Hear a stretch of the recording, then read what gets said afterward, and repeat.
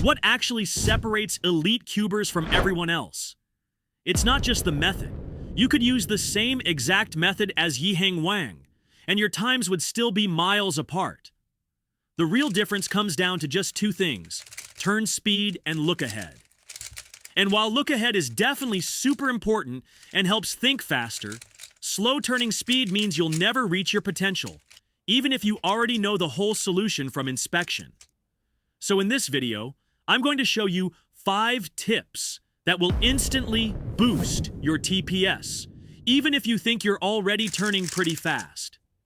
And make sure to watch till the end, because tip number 5 is something I wish I knew when I first started cubing, and I really regret not focusing on it more. Tip number 1 is to clean and lube your cube. It might sound basic, but this is the fastest way to improve your TPS today. Most cubers skip this completely, and their cube slowly gets clogged with dirt, dust, and even hair. And because dirt is very rough, it increases the friction between each piece and makes the cube feel super stiff and hard to turn. It doesn't matter how fast your hands are.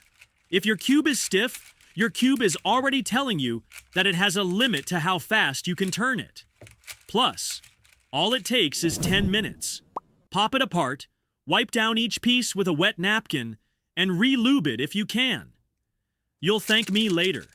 And if your cube's already clean, don't worry. Tip number 2 is about unlocking raw speed without any hardware changes. But before that, if you're enjoying the video so far, please make sure to like and subscribe to my channel. I'm trying to get monetized soon, and it would really help me out. Tip number 2 is to drill your algorithms, but not in the way you think.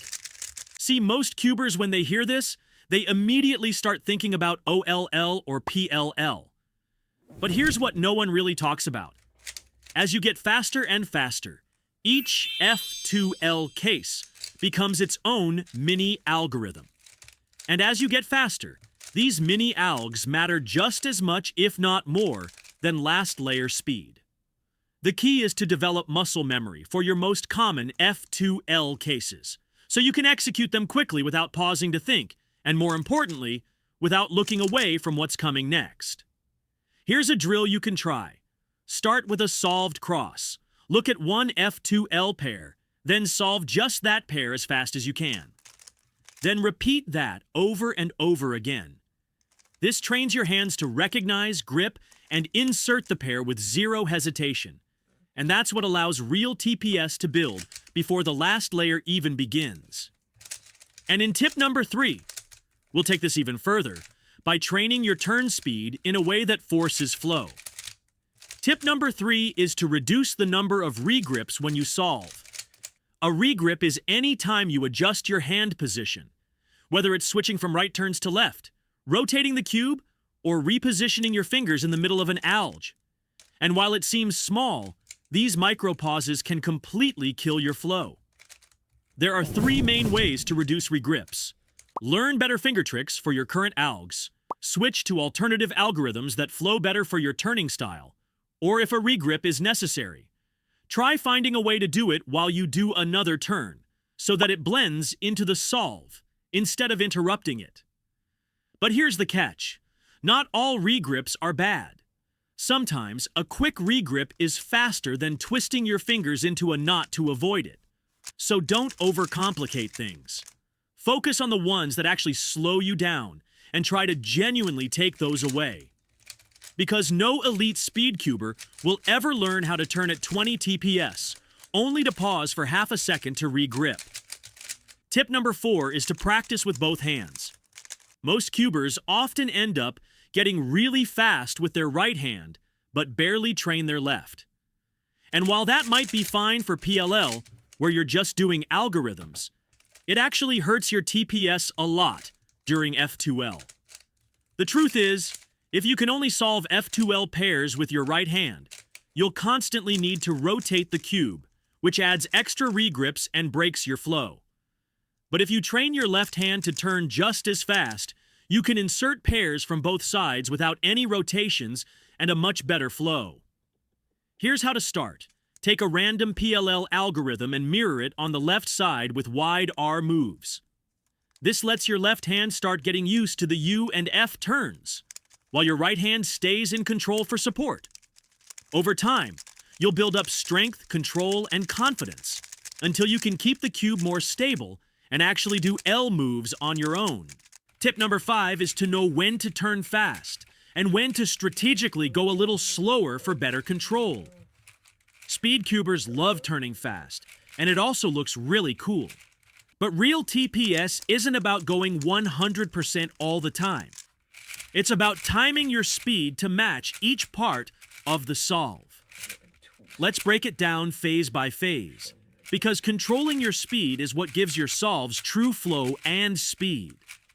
For the cross, go at 100% speed. Most Speedcubers plan their entire cross during inspection, so once the timer starts, they already know what to do. That means there's no need to pause or slow down here.